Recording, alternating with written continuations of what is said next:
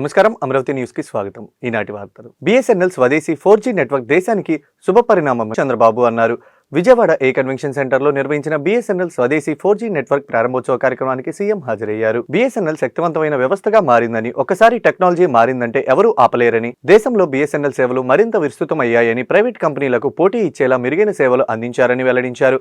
BSNL నుంచి ఇక కొత్త ఆవిష్కరణలు రావాలని ఆకాంక్షించారు. ఈ సందర్భంగా సిబ్బందిని 4G నెట్వర్క్ తెచ్చేందుకు సహకరించిన భాగస్వామ్య సంస్థలను సీఎం అభినందించారు. బిఎస్ఎన్ఎల్ని, సి.ని, అదే మరి తేజాని, ఇంకా మిగిలిన 5-6 కన్సార్టియం ఎవరైతే చేశారో వాళ్ళందరినీ మీ అందరి తరఫున టీసీఎస్ని మనస్ఫూర్తిగా అభినందిస్తున్న వండర్ఫుల్ ఎక్స్పెరిమెంట్ ఇది. ఒక ఎగ్జైటింగ్ డే. ఈ మాట నేను ఎందుకు అంటున్నానంటే, నోబడీ ఇంకా ఇండియా ముందుకు పోవడం అనేది ఎవ్వరూ ఆపలేరు. ఆ శక్తి ప్రపంచంలో ఎవరికి లేదని చెప్పి కూడా నేను మీకు తెలియజేస్తున్నా. నా కళ, ఈ దేశంలో, ఈ రాష్ట్రంలో ప్రతి ఒక్కరూ స్మార్ట్ ఫోన్ ఉండాలి. ఇది ఎసెన్షియల్. ఇల్లు ఎట్లయితే అవసరమో ఏదైతే ఈ యొక్క స్మార్ట్ ఫోన్ కూడా అదే మరికి అవసరం అని చెప్పి కూడా నేను మీకు తెలియజేస్తున్నా. నేను రాబోయే రోజుల్లో ప్రూవ్ చేస్తాను. స్మార్ట్ ఫోన్ వల్ల వాళ్ళ ఆర్థిక పరిస్థితులు, జీవన ప్రమాణాలు, ఈజ్ ఆఫ్ లివింగ్ ఏ విధంగా పెరిగిందో డెమాన్స్ట్రేటివ్గా ఆంధ్రప్రదేశ్లో చేసి చూపిస్తామని చెప్పి కూడా మీ అందరికీ విజ్ఞప్తి చేస్తున్నా. ఒక్కసారి 4G వచ్చిన తర్వాత ఇంక ఏది కూడా అసాధ్యం కాదు. ఎవ్రీ 10 years ఒకసారి ఇవి మారుతూ ఉంటాయి. 2010 4G, 2020 5G, 2030 6G, ఇంకా 7, 8 ఏది కావాలన్నా మన వాళ్ళు సుజావుగా తయారు చేసే పరిస్థితి వస్తుంది. ప్రపంచానికే మనం టెక్నాలజీ అందించే రోజు వచ్చిందని చెప్పి కూడా నేను మీ అందరికీ తెలియజేసుకుంటున్నా. ఈరోజు బిఎస్ఎన్ఎల్ సర్వైవ్ అయిందంటే దానికి కారణం మీరు ఎప్పటికప్పుడు అప్గ్రేడ్ చేసుకుంటున్నారు టెక్నాలజీ. రిలయన్స్ ఇన్ఫోకమ్ చేయలేకపోయారు. అందుకే అది దెబ్బతినే పరిస్థితికి వచ్చింది. ఒకప్పుడు బిఎస్ఎన్ఎల్ ఉంటుందా అనుకున్నప్పుడు ఈరోజు బిఎస్ఎన్ఎల్ ఈ దేశానికి ఒక దశ దిశ నిర్దేశించే పరిస్థితికి వచ్చింది. మనం అందరం కూడా ఇన్స్పైరింగ్ టైంలో ఉన్నాం. 30 ఏళ్లలో చేసింది రాబోయే 10 ఏళ్లలో మనం చేయబోతున్నాం. ఎందుకు ఈ మాట వాడుతున్నానంటే, technology is matured, data is wealth, age reality, quantum is సినీ నటులపై చేసిన వ్యాఖ్యలకు సంబంధించి MLA doctor Kamineni Srinivasarao AP శాసనసభలో వివరణ ఇచ్చారు. 2 రోజుల క్రితం గత ప్రభుత్వ హయాంలో అప్పటి సీఎం జగన్మోహన్ రెడ్డి వద్ద వెళ్లిన సినిమా నటులను అవమానించారంటూ తాను చేసిన వ్యాఖ్యలను ఉపసంహరించినట్లు కామినేని ప్రకటించారు. ఆ వ్యాఖ్యలను అసెంబ్లీ రికార్డుల నుంచి తొలగించాలని ఆయన కోరారు. దీనిపై డిప్యూటీ స్పీకర్ రఘురామకృష్ణంరాజు స్పందిస్తూ ఇది మంచి పరిణామం అంటూ వ్యాఖ్యానించారు. ఈ విషయంపై స్పీకర్ అయ్యన్న పాత్రుడితో మాట్లాడి ఆ వ్యాఖ్యలు రికార్డు నుంచి తొలగిస్తామని చెప్పారు. కాగా కామినేని శ్రీనివాస్ చేసిన వ్యాఖ్యలపై ఆ తర్వాత హిందూపురం ఎమ్మెల్యే నందమూరి బాలకృష్ణ చేసిన కామెంట్స్ ప్రస్తుతం సోషల్ మీడియాలో రచ్చరచ్చ చేస్తున్నాయి. ఈ క్రమంలో కామినేని తన వ్యాఖ్యలను ఉపసంహరించుకొని రికార్డుల నుంచి తొలగించాలని చెప్పడంతో వివాదానికి తెరపడినట్లు అయింది. ప్రస్తావించిన కొన్ని విషయాలు అపార్థాలకు దారితీసిందనే అభిప్రాయం కలిగింది. కాబట్టి సంబంధిత విషయాలను రికార్డు నుంచి తొలగించవలసిందిగా కోరుతున్నాను.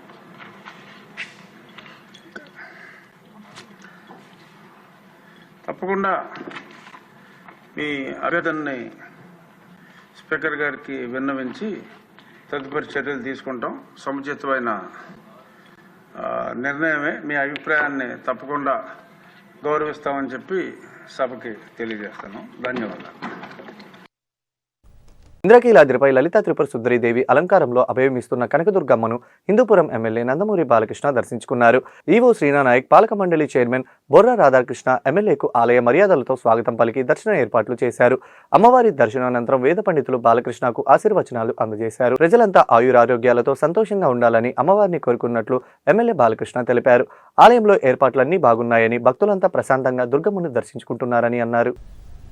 ఈ యొక్క దేవి శరణవరాత్రులు ప్రతి సంవత్సరం లాగా ఈ సంవత్సరం కూడా భక్తులు ఎంతో మంది తండోపతండాలుగా అమ్మవారి ఆశీస్సుల కోసం ఎంతో కఠోర దీక్షతో ఇక్కడ విచ్చేశారు మీరంతా కూడా.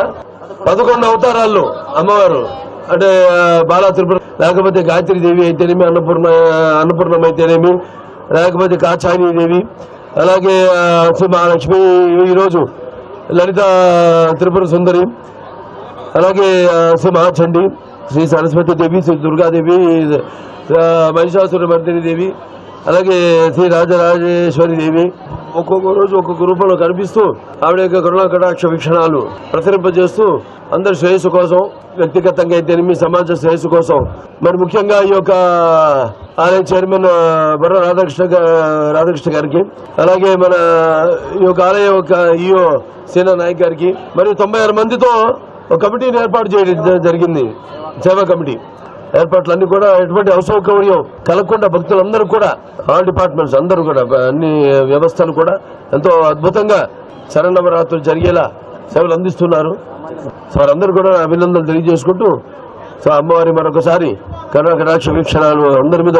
ప్రోటోకాల్ వివాదంపై చర్చించిన అంశాలను మంత్రి పయ్యావుల కేశవ్ శాసన మండలి వివరించారు. మా స్కూలే డిఫరెంట్ స్కూల్, మా స్కూల్లో ట్రైనింగ్ డిఫరెంట్ అన్న పయ్యావుల, మీరు ఆ స్కూల్ కాదు కాబట్టి ప్రజాస్వామ్యం అంటే మీకు నవ్వులాటగా ఉందని వైసీపీ సభ్యులను ఉద్దేశించి మాట్లాడారు. అత్యున్నత స్థానంలో ఉన్న చైర్మన్ స్థానాన్ని తమ ప్రభుత్వం ఎప్పుడూ గౌరవిస్తుందని, చైర్మన్ను ఉద్దేశపూర్వకంగా ఇబ్బందులకు గురి చేయాలన్న ఉద్దేశం ప్రభుత్వానికి ఎప్పుడూ లేదన్నారు. చైర్మన్ సార్, నిన్న ప్లస్ ఈ రోజు ఉదయాన్నే కూడా సభాధిపతి గారికి 2-3 విషయాల్లో జరిగినటువంటి ఇబ్బందుల్ని, ప్రోటోకాల్ విషయానికి సంబంధించినటువంటి ఎల్ఓపి గారు సభ దృష్టికి తీసుకురావడం, దాని మీద ప్రొటెస్ట్ చేయడం జరిగింది అధ్యక్ష. డెఫినెట్ గా నేను మార్నింగ్ ఇన్స్టిట్యూట్ చెప్పాను, మళ్ళీ కూడా రీఇటరేట్ చేస్తాం. మా స్కూలే డిఫరెంట్ స్కూల్, మా స్కూల్లో ట్రైనింగే డిఫరెంట్. అంటే మీరు ఆ స్కూల్ కాదు కాబట్టి మీకు నవ్వులాటగా ఉంటుంది. ప్రజాస్వామ్యం అంటే, డెమోక్రసీ అంటే కొత్తగా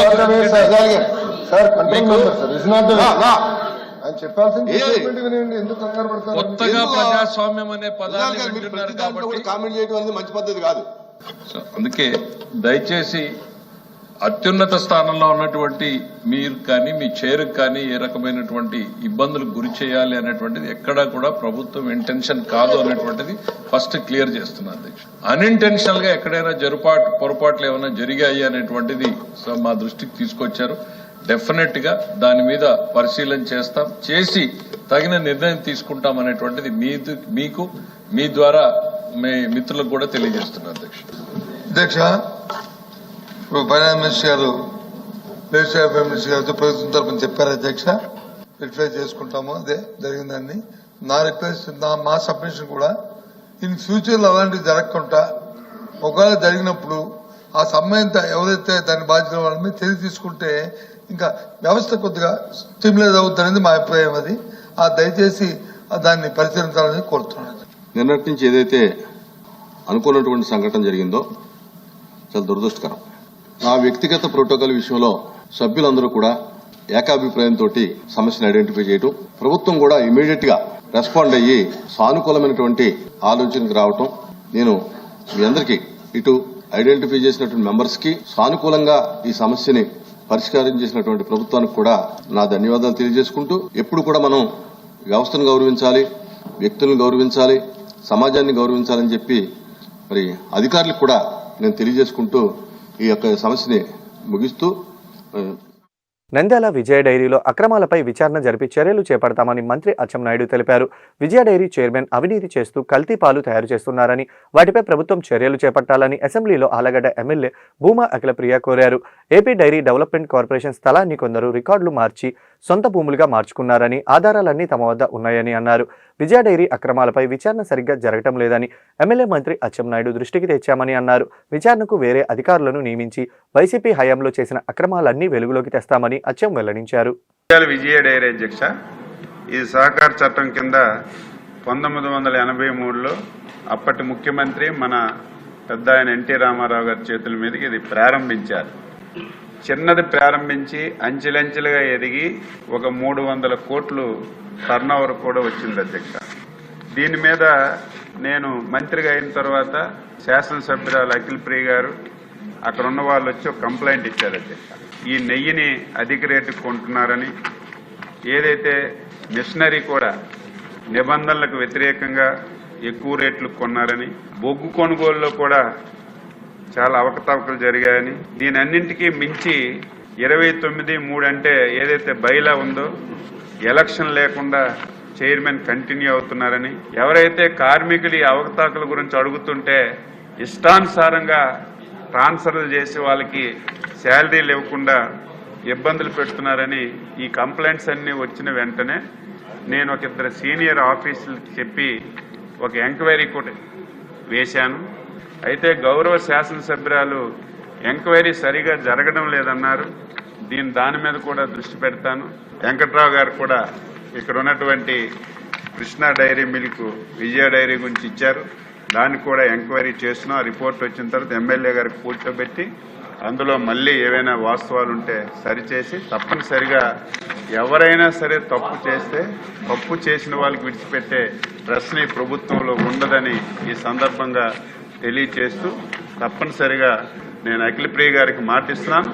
తప్పనిసరిగా ఎంక్వైరీ త్వరితగతంగా పూర్తి చేసి, ఆ ఎంక్వైరీ సరిలేకపోతే మళ్లీ ముఖ్యమంత్రి గారి దృష్టిలో పెట్టి అంతకంటే ఏదైనా. కిమ్స్ శిఖర హాస్పిటల్స్ గుంటూరు ఆధ్వర్యంలో వరల్డ్ హార్ట్ డే వాకథాన్ కార్యక్రమం జరిగింది. ఈ కార్యక్రమంలో ప్రసిద్ధ నటి శ్రీవాణి నగారం పాల్గొని హాస్పిటల్ మేనేజ్మెంట్ మరియు సిబ్బందితో కలిసి మాట్లాడారు. సమాజంలో హృదయ ఆరోగ్య అవగాహన పెంపొందించేందుకు వాకథాన్ అవసరమని అన్నారు. డాక్టర్ నాగశ్రీ హరిత మాట్లాడుతూ ఒత్తిడితో కూడిన జీవన శైలి గుండె వ్యాధులు కేవలం వృద్ధులకు మాత్రమే కాకుండా యువతలో కూడా తీవ్ర ప్రభావం చూపుతాయని తెలిపారు. శారీరక శ్రమ, అసమతుల్య ఆహారం, మానసిక ఒత్తిడి యువతలో గుండె సమస్యలకు కారణమవుతున్నాయని చెప్పారు.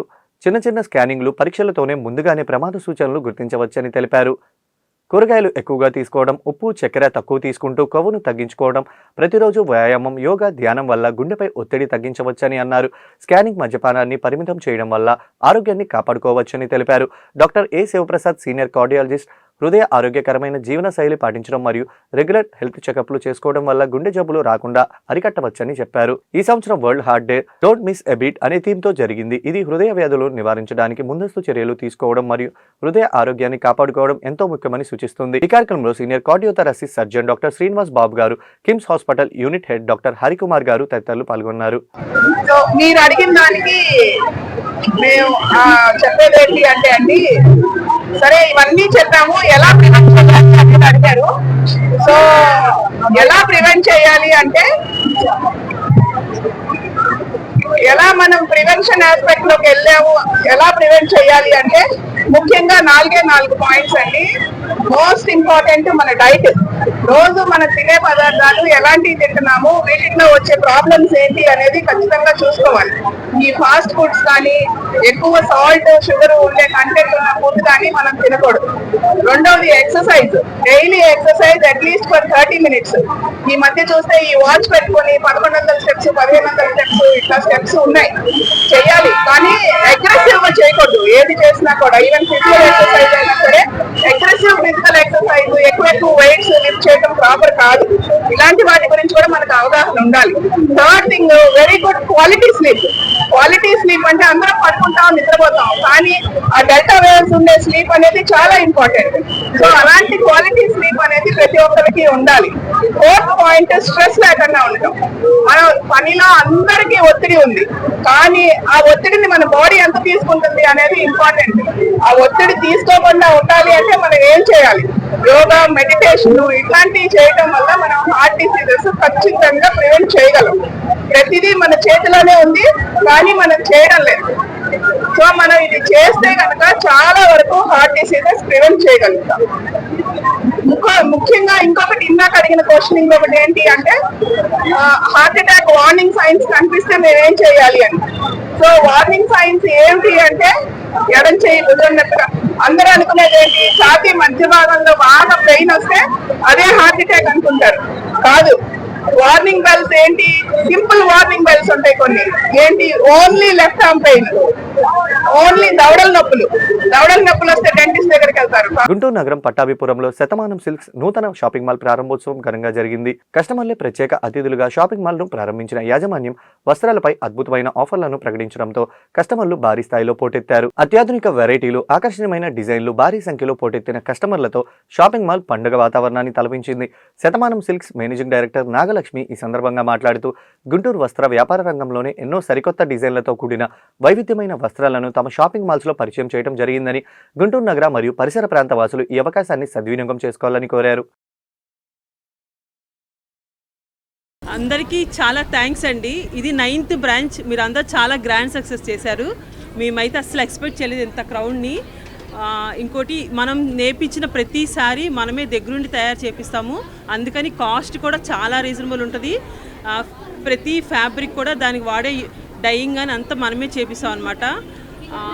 గుంటూరు మహిళలు మన శతమానం సిల్క్స్ని నిజంగా ఇంత అభిమానిస్తున్నారంటే నిజంగా అది మాత్రం మీ సపోర్టేనండి. మా అడ్రస్ వచ్చేసి పట్టాభిపురం పక్కనే SBI బ్యాంక్ ఉంటుంది. చాలా ఈజీగా ఉంటుంది మీ అందరికీ అర్థం అవడానికి కూడా. మన షాప్ వచ్చేసి శతమానం సిల్క్స్, మీ అందరికీ ఐడియా ఉంది కదా. ఆఫర్స్ వచ్చేసి కాటన్ శారీస్ మీద 15% ఉంది. హై ఫ్యాన్సీ శారీస్ వచ్చేసి 20%, పట్టు శారీస్ అయితే 25% డిస్కౌంట్ కూడా ఉంది. అదే అంతేకాదండి, మనం ఇస్తున్న ఆఫర్స్ వచ్చేసి 9 రూపీస్కి శారీ, 99 రూపీస్కి మళ్ళీ 999 రూపీస్ కూడా శారీ ఉంది. ఇంతలో పర్చేస్ చేస్తే ఆ sari free. Zomato food delivery కార్మిక సమస్యలను పరిష్కరించాలని కోరుతూ గుంటూరులోని జిల్లా కలెక్టర్ కార్యాలయం ఎదుట నిరసన కార్యక్రమం నిర్వహించారు. ఈ సందర్భంగా all India gig works union గౌరవ అధ్యక్షులు బి ముత్యాలరావు మాట్లాడుతూ రాష్ట్ర వ్యాప్తంగా జొమాటో వర్కర్స్ ఎన్నో ఇబ్బందులు ఎదుర్కొంటున్నారని, తమ సమస్యలను పరిష్కరించమని కోరితే టీం లీడర్లు వర్కర్లపై భౌతిక దాడులకు పాల్పడుతున్నారని ఆరోపించారు. జొమాటో వర్కర్ల సమస్యలను పరిష్కరించని పక్షంలో రాష్ట్ర వ్యాప్తంగా ఉద్యమాన్ని తీవ్రతం చేస్తామని వారు హెచ్చరించారు.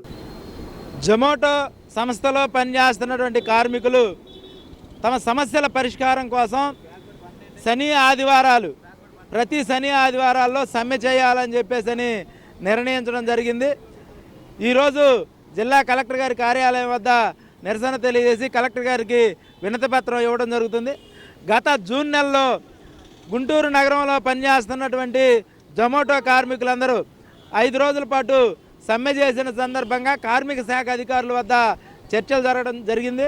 ఈ చర్చల సందర్భంగా జొమాటో యాజమాన్యం తరఫున చర్చల్లో పాల్గొన్నటువంటి ప్రతినిధులు జొమాటో కార్మికులకి సంవత్సరం మొత్తం 375 రూపాయలు ఇన్సెంటివ్ ఇస్తామని చెప్పేసి హామీ ఇచ్చారు.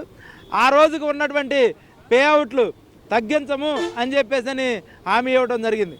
నెలన్నర తర్వాత ఆ ఇన్సెంటివ్లు పేఅవుట్లు పూర్తిగా తగ్గించి కార్మికులకి తీవ్రమైన అన్యాయం చేస్తున్నటువంటి పరిస్థితి. సమస్యలు పరిష్కరించమని చెప్పేసి కార్మికులు అడిగితే టీం లీడర్లు కార్మికుల మీద భౌతికంగా దాడులు దిగే ప్రయత్నం చేస్తూ ఉన్నారు. కార్మికుల మధ్య కార్మికులకే గొడవలు పెట్టి దాడులకి పురుగొల్పే విధంగా వ్యవహరిస్తున్నటువంటి పరిస్థితి ఉంది. ఇది ఈరోజు ఇక్కడే కాదు, విశాఖపట్నంలో గత 3 వారాల నుంచి ప్రతి శని ఆదివారం గిగ్ వర్కర్లందరూ సమ్మె చేస్తూ ఉన్నారు. ఈరోజు గుంటూరులో జరుగుతుంది. సమస్యలు వెంటనే పరిష్కారం చేయకపోతే ఈ ఉద్యమాన్ని రాష్ట్ర వ్యాప్తంగా మొత్తం జొమాటో కార్మికులందరూ సమ్మె చేసే విధంగా ఈ ఉద్యమాన్ని తీసుకెళ్తామని చెప్పేసి హెచ్చరిస్తూ ఉన్నాం. సమస్యల పరిష్కారం కోసం జిల్లా కలెక్టర్ గారికి గ్రీవెన్స్లో ఇటీవల 8వ నెలలో వినతిపత్రం ఇవ్వడం జరిగింది. కార్మిక శాఖ అధికారుల దగ్గరకు వచ్చి సమస్యలు పరిష్కారానికి దిశగా ఆలోచించకుండా యాజమాన్యం ప్రతినిధులు మొండిగా వ్యవహరిస్తున్నారు. సమస్యలు వెంటనే పరిష్కరించే విధంగా జిల్లా కలెక్టర్ గారు కూడా చొరవ చేయాలని చెప్పేసి ఈరోజు వినతిపత్రం ఇవ్వడం జరిగింది. ప్రపంచ అనుభవాలను పరిశీలిస్తే సాంఘిక పెట్టుబడులు ప్రబలంగా ఉన్న దేశాల్లో వేగంగా అభివృద్ధి చెందుతాయని, భారతదేశంలో ప్రజలను కులాలు మతాలు వారీగా విభజించడంతో త్వరితగతిన అభివృద్ధి చెందలేకపోతున్నాయని ఆంధ్రప్రదేశ్ ప్రభుత్వ పూర్వ special chief secretary doctor PV Ramesh పేర్కొన్నారు. ఈ నెల 27వ తేదీన గుంటూరులోని జనచైతన్య వేదిక హాల్లో జరిగిన చేయూత ఫౌండేషన్ ప్రారంభోత్సవ సభకు డాక్టర్ పివి రమేష్ ముఖ్య అతిథిగా హాజరయ్యారు. ఈ సందర్భంగా ఆయన మాట్లాడుతూ 1990లో భారతదేశంలో చైనా తలసరి ఆదాయం చెరో $330 ఉండగా నేడు చైనా $14,800కు చేరగా భారతదేశం $2,600కే పరిమితమైందని అన్నారు. భారత సమాజంలో ఆర్థిక అసమానతలను తగ్గించడానికి చేయూత ఫౌండేషన్ లాంటి సంస్థలు ప్రధాన పాత్ర పోషించాలని చెప్పారు. నైపుణ్యం గల విద్యను ప్రతిభ గల పేదలకు అందించాలని కోరారు. పట్టణీకరణ, పారిశ్రామీకరణ ద్వారా వేగవంతమైన అభివృద్ధిని సాధించగలమని, విద్యా ప్రమాణాల ద్వారానే అలాంటి ప్రగతిని సాధించగలమని అన్నారు. పౌరసత్వ స్ఫూర్తి కుల మతాలకు అతీతంగా ఎదగాలని అన్నారు. ఈ కార్యక్రమంలో మాజీ మంత్రివర్యులు డొక్కా మాణిక్య వరప్రసాద్, ప్రముఖ వైద్యులు డాక్టర్ ఆలా వెంకటేశ్వర్లు, ప్రముఖ ఆడిటర్ టీజేపీఎస్ కళాశాల సెక్రటరీ కేవీ బ్రహ్మం, కార్మెల్ సేవా సదన్ వ్యవస్థాపకులు జాక్ క్లమాకస్, మానవతా చైర్మన్ పావులూరి రమేష్, నేస్తం సహా వ్యవస్థాపకులు టి ధనుంజయ రెడ్డి, కౌడిన్య ఐఏఎస్ వ్యవస్థాపకులు డాక్టర్ ఈవి నారాయణ, ప్రముఖ విద్యావేత్తలు కన్నా మాస్టర్స్, పలు స్వచ్ఛంద సేవా సంస్థలు ప్రతినిధులు పాల్గొన్నారు. ఆర్థిక మార్పు అనేది మన దేశాన్ని ఈరోజు ట్రంప్ గారు కొంత చిన్నచూపు చూస్తున్నారంటే దానికి కారణం మన దగ్గర ఉన్నటువంటి పొటెన్షియల్ని పూర్తిగా మనం రియలైజ్ చేయలేకపోవడానికి అంటే మనం 1990లో చైనా భారతదేశం రెండు కూడా ఇంచుమించు ఒకే లెవెల్లో ఉన్నాయి. పాపులేషన్లో వాళ్ళు కొంత ఎక్కువ ఉన్నారు, మన జనాభా కొంత తక్కువ ఉంది. కానీ ఆర్థికంగా పర్ క్యాపిటల్ ఇన్కమ్ తీసుకున్నట్లయితే అది $320 యావరేజ్లో ఉంది. ఈరోజు 90 నుంచి ఇప్పుడు 25కి వచ్చే 35 సంవత్సరాల్లో చైనా పర్ క్యాపిటల్ ఇన్కము $14,800, మనదేమో $2,600, $2,500. ఇంత పెద్ద వ్యత్యాసం. ఇంచుమించు రిసోర్సెస్లో చూస్తే అగ్రికల్చర్ ల్యాండ్ మనది వాళ్ళది మనకి 148 మిలియన్ హెక్టేర్స్ ఉంటే చైనా కూడా అంతే ఉంటుంది. ఇరిగేటెడ్ ఏరియా ఆల్సో ఇంచుమించు about 38 to 45% irrigated area. But వాళ్ళు China has now become a manufacturing powerhouse, technological powerhouse. It's become a world's factory. Today, nearly 70% of the people are in cities. 1990లో 78% విలేజెస్లో ఉంటే ఇప్పుడు 35 సంవత్సరాల తర్వాత 70% అర్బన్ ఏరియాస్కి వచ్చారు. అంటే మీరు చైనా సిటీస్ చూస్తే they are just absolutely top class. Every city, any town is an absolutely top class. It's not akkada slums lekapothe akkada guntalo. There is no question that first they built the city and then populated it. ఒకటి ఏమిటంటే ఎక్కడైనా కూడా మనం గత 200 సంవత్సరాల ప్రగతి చూస్తే industrial revolution దగ్గర నుంచి ఇప్పటి వరకు ఇప్పుడు 4th ఇండస్ట్రియల్ రెవల్యూషన్ సోషల్ మీడియాలో తప్పుడు ప్రకటనలు, మార్పులు వీడియోలు పెట్టడం చట్టవిరుద్ధమని సైబర్ క్రైమ్ ఎస్పీ శ్రీనివాస్ హెచ్చరించారు. గుంటూరు సిఐడి కార్యాలయంలో ఏర్పాటు చేసిన మీడియా సమావేశంలో ఆయన మాట్లాడుతూ ప్రజలు టెక్నాలజీని జాగ్రత్తగా సమాజ హితం కోసం ఉపయోగించాలని సూచించారు. వికాస్ నగర్ కు చెందిన కనపర్తి శ్రీనివాస్ అనే వ్యక్తి ఫేస్బుక్ ద్వారా రాష్ట్ర ముఖ్యమంత్రిని అసభ్యకర వ్యాఖ్యలతో రెచ్చగొట్టే విధంగా పోస్టులు చేయడంపై ఫిర్యాదు అందిందని అన్నారు. డీజీపీ సిఐడి సూచనల మేరకు అతనిపై కేసు నమోదు చేశామని దర్యాప్తు చేస్తున్నట్లు చెప్పారు. శివ అనే ఫేస్బుక్ ప్రొఫైల్ ఉపయోగించి సత్యసాయి జిల్లాకు చెందిన మెడికల్ రిప్రజెంటేటివ్ గడ్డం శివప్రసాద్ ఈ పోస్టులు చేస్తున్నట్లుగా గుర్తించామని చెప్పారు.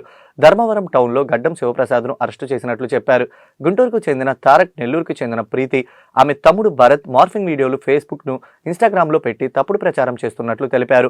వీరి వెనుక ఆర్థిక ఫండింగ్ ఉన్నట్లు గుర్తించామని వెల్లడించారు.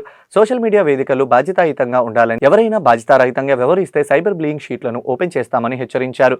పై కేసు విచారణ అధికారులుగా వ్యవహరించిన మధుబాబు, రాంబాబులను డీజీపీ అభినందించినట్లు ఆయన తెలిపారు. ఈ case social media monitoring cell అని ఒకటి ఉంటుంది. అందులో ఎవరైనా పోస్టు పెట్టినప్పుడు దాన్ని పరిశీలించి తగు చర్యల నిమిత్తం పంపబడుతుంది. దాని మీద ఎంక్వైరీ చేసి ఎవరి పోస్ట్ పెట్టిందని చేసిన తర్వాత కేసు రిజిస్టర్ చేసి చేయడం అవుతుంది. వచ్చింది కేసు రిజిస్టర్.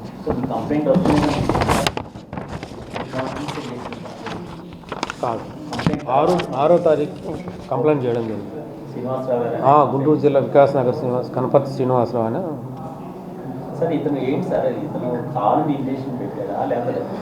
చెప్తాను. అతను మెడికల్ రిప్రజెంటేటివ్ బై ప్రొఫెషన్. ఏ పార్టీకి సంబంధించి ముందు వినండి, తర్వాత బ్రీఫ్ చేసిన తర్వాత మీరు అడుగుతారు. అతను దీన్ని ఎవరికి ఫార్వర్డ్ చేయలేదు. మా ప్రస్తుతం ఉన్న ఇన్వెస్టిగేషన్ దర్యాప్తులో అతను ఎవరికి దీన్ని ఫార్వర్డ్ చేయలేదు. అతను ఫోన్ స్వాధీనపరుచుకున్నప్పుడు అతని ఫోన్లో కూడా ఈ మెసేజ్ ఉంది. ఇదే సందర్భంగా సైబర్ క్రైమ్కి సంబంధించి మీ దృష్టికి కొన్ని విషయాలు తీసుకురావదలుచుకున్నాను. ఈ మధ్యకాలంలో డిజిటల్ అరెస్ట్లని, ఇన్వెస్ట్మెంట్ ఫ్రాడ్స్ అని జరుగుతూ ఉన్నాయి. డిజిటల్ అరెస్ట్ అంటే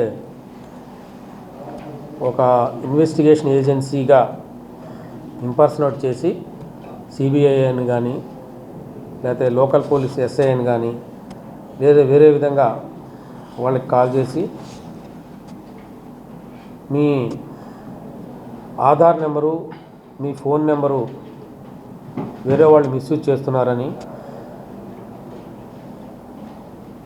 వేరే ట్రాన్సాక్షన్స్లో హవాలా ట్రాన్సాక్షన్ కానీ వేరే దాంట్లో కానీ మనీ లాండరింగ్ దాంట్లో కానీ ఉన్నాయని చెప్పి మీ దగ్గర ఉన్న అమౌంట్ని అది నిజమో కాదో తెలుసుకోవాలంటే మా అకౌంట్కి వేయండి, మేము ఆర్బీఐ ద్వారా దాన్ని నిర్ధారించుకొని మళ్ళీ మీ పంపుతామని నమ్మబలికి ఆ మనీ వేయించుకున్న తర్వాత వాళ్ళు స్విచ్ ఆఫ్ చేయడం జరుగుతూ ఉంది. ఈ డిజిటల్ అరెస్ట్ ఒక్కోసారి గంట నుంచి 24 గంటలు ఆ వ్యక్తిని భయభ్రాంతులకు గురి. గుంటూరు వన్ టౌన్లోని యాదవుల బజార్లో గల సచివాలయంలో జరిగిన సూపర్ జీఎస్టీ సూపర్ సేవింగ్ కార్యక్రమానికి కలెక్టర్ తమీం అన్సారియాతో కలిసి గ్రామీణ అభివృద్ధి కమ్యూనికేషన్ శాఖ కేంద్ర సహాయక మంత్రి డాక్టర్ పెమ్మసాని చంద్రశేఖర్ శనివారం ముఖ్య అతిథిగా పాల్గొన్నారు. కార్యక్రమంలో ముందుగా ప్రాంతంలో పర్యటించిన పెమ్మసాని స్థానిక వ్యాపారాలను, కుటుంబాలను కలుసుకొని ఎన్డీఏ ప్రభుత్వం పేద మధ్యతరగతి వర్గాలకు గిఫ్ట్గా అందించిన జీఎస్టీ తగ్గింపు అంశంపై వారి అభిప్రాయాలను అడిగి తెలుసుకున్నారు. ప్రభుత్వాలు ఎన్నో పథకాలు ప్రవేశపెట్టినా సరే ప్రజలు వాటిపై అవగాహన కలిగి ఉండకపోతే సంక్షేమ ఫలాలు ప్రజల వరకు చేరలేవని, వాటిపై ప్రజలకు పూర్తి అవగాహన కల్పించే బాధ్యత అధికారులు కూడా తెలుసుకోవాలని ఈ పర్యటనలో భాగంగా వారు సూచించారు. ఈ సందర్భంగా వారు మాట్లాడుతూ నరేంద్ర మోడీకి ప్రధాని కాకముందు ఈ దేశంలో రకరకాల పన్నులు విధించబడుతున్నాయని చెప్పారు. ఆ ట్యాక్స్లు ఎందుకు వేస్తున్నారో, ఎలా వేస్తున్నారో, ఎందుకు చార్జ్ చేస్తున్నారో కూడా ఎవరికీ తెలియదని అన్నారు. ఆ పరిస్థితుల్లో మార్పు తీసుకువచ్చి అన్ని పన్నులను ఒకే తాటిపైకి తీసుకువచ్చి జీఎస్టీగా మార్పు చేశారని తెలిపారు. పేద మధ్యతరగతి వర్గాలకు కూడా అందుబాటులోకి రావాలనే విధంగా జీఎస్టీలో కొంత తగ్గింపు విధించారని చెప్పారు. దీనివల్ల కేంద్ర రాష్ట్ర ప్రభుత్వాల ఆదాయం 8,000 కోట్లకు తగ్గబోతుందని ఈ కార్యక్రమంలో AP industrial corporation chairman Degala Prabhakar, GMC mayor Kovelamudi Ravindra, joint collector Ashutosh Srivatsa, Guntur ఉమ్మడి జిల్లా జనసేన పార్టీ అధ్యక్షులు గాదే వెంకటేశ్వర్లు, డిప్యూటీ మేయర్ షేక్ సజీలా తదితరులు పాల్గొన్నారు. 50% క్యాష్ ఉంటే 50% ట్యాక్స్ ఉండేది. దీంతో గవర్నమెంట్ శాలరీస్ పే చేయాలి, దేశానికి ఆదాయం కావాలి కాబట్టి జిఎస్టీ కొంచెం ఎక్కువ ఉండేది ట్యాక్స్. అయితే క్రమేణా డిజిటల్ పేమెంట్స్ పెరగడం, దేశానికి ఆదాయం పెరగడం వల్ల జిఎస్టీ కలెక్షన్స్ కూడా విపరీతంగా పెరిగినాయి. దీనితో ఈ బాధలు పేద మధ్యతరగతి వాళ్ళకి ఈ అభివృద్ధి ఫలాలు అందాలి అనేటువంటి ఉద్దేశంతో ఈ రోజున జిఎస్టీ మొత్తాన్ని కూడా బాగా తగ్గించారు. అయితే ఈ తగ్గించే విధానంలో రాష్ట్రాలు కొంత నష్టపోతాయి. ఇప్పుడు ఆంధ్రప్రదేశ్ తీసుకుంటే ఆంధ్రప్రదేశ్ రాష్ట్రానికి వచ్చే ఆదాయం 8,000 కోట్ల రూపాయలు తగ్గబోతా ఉంది దీనివల్ల. అయితే ఎన్నో సంక్షేమ పథకాలు ఇస్తా ఉన్నారు ఈరోజు నారా చంద్రబాబు నాయుడు గారు. మీరు చూస్తా ఉన్నారు, స్త్రీ శక్తి దగ్గర నుంచి తల్లికి వందనం దగ్గర నుంచి రైతులకు పింఛన్లు, ఈ విధంగా ఎక్కడా లేని విధంగా 60,000 కోట్ల రూపాయలు వార్షిక బడ్జెట్, సంవత్సరానికి 60,000 కోట్ల రూపాయలు ఈరోజు సంక్షేమ పథకాల ద్వారా వెళ్తా ఉన్నాయి. దీనితో పాటు 8,000 ఆదాయం, 8,000 కోట్ల ఆదాయం తగ్గితే రాష్ట్రంపై విపరీతమైన భారం పడుతుంది. అయినప్పటికీ కూడా చంద్రబాబు నాయుడు గారు కానీ, పవన్ కళ్యాణ్ గారు కానీ ఒక దేశ ఉన్నతి కోసం ప్రధానమంత్రి గారు ఏ విధమైనటువంటి సంస్కరణలు తీసుకొస్తున్నారో వారికి పూర్తిగా ఆంధ్ర రాష్ట్రం నుంచి సహాయ సహకారాలు అందించాలి అనేటువంటి ఉద్దేశంతో ఇంత నష్టమైనా కూడా జిఎస్టీ కౌన్సిల్లో వారికి ఎలా ఉంది అన్నది కూడా కనుక్కోవడం జరిగింది. ఇక్కడ ఉన్న మహిళల కోసం ఈ ప్రోగ్రామ్ ని స్టార్ట్ చేస్తున్నప్పుడు మన జిల్లాలో ఈ రోజు స్టార్ట్ చేస్తున్నాము. ఎందుకు మహిళలతో పాటు ఈ ప్రోగ్రామ్ ని స్టార్ట్ చేస్తున్నామంటే, మీరు ఏ సేవింగ్స్ అయినా you are the finance minister of your, మీ ఇంటికి మీరే ఫైనాన్స్ మినిస్టర్. సో దానికోసమే మీకు అవగాహన వస్తే మీ ప్రతి ఒక్కరు కూడా జిఎస్టీ ఛాంపియన్ గా అవుతారు. మీరు దీని గురించి మిగతా అందరికీ కూడా తెలియజేయాలి అన్న ఉద్దేశంతో మీతో ఈ కార్యక్రమాన్ని మనం స్టార్ట్ చేసి ఉన్నాము. ఏ ప్రోగ్రామ్ అయితే కూడా మహిళలతో మనం స్టార్ట్ చేస్తే మనం రీచ్ కూడా బాగుంది అనే ఉద్దేశంతో మన జిల్లాలో మీతో ఈ ప్రోగ్రామ్ ని స్టార్ట్ చేసి ఉన్నాము. సో మనం ఏదైతే జిల్లా యంత్రాంగం తరఫున మనం ఏర్పాటు చేస్తున్న ఈ ప్రోగ్రామ్ మీరు అందరూ కూడా భాగస్వామ్యం చేయాలి. అదేవిధంగా దీంట్లో అందరు ప్రజాప్రతినిధులు, ఎన్జిఓస్, వివిధ ట్రేడ్ ఆర్గనైజేషన్స్ అందరూ కూడా చాలా యాక్టివ్ గా పార్టిసిపేట్ చేస్తున్నారు. అలాగే మీరందరూ కూడా దీని గురించి తెలుసుకుని మీరు నూతన జీఎస్టీ విధానం వల్ల ధరలు తగ్గాయని బీజేపీ రాష్ట్ర అధ్యక్షులు మాధవ్ హర్షం వ్యక్తం చేశారు. సెప్టెంబర్ 22 నుంచి జీఎస్టీ సర్వసరళీకృత విధానం అమల్లోకి వచ్చిన కారణంగా super GST super saving campaign నిర్వహిస్తున్నట్లు తెలిపారు. గుంటూరులోని వాణిజ్య సముదాయాన్ని పరిశీలించి వ్యాపారులు కస్టమర్లతో మాట్లాడారు. ప్రధాని నరేంద్ర మోడీ నాయకత్వంలో ప్రపంచంలోనే భారతదేశం అగ్రగామి దిశగా పయనిస్తుందని చెప్పారు.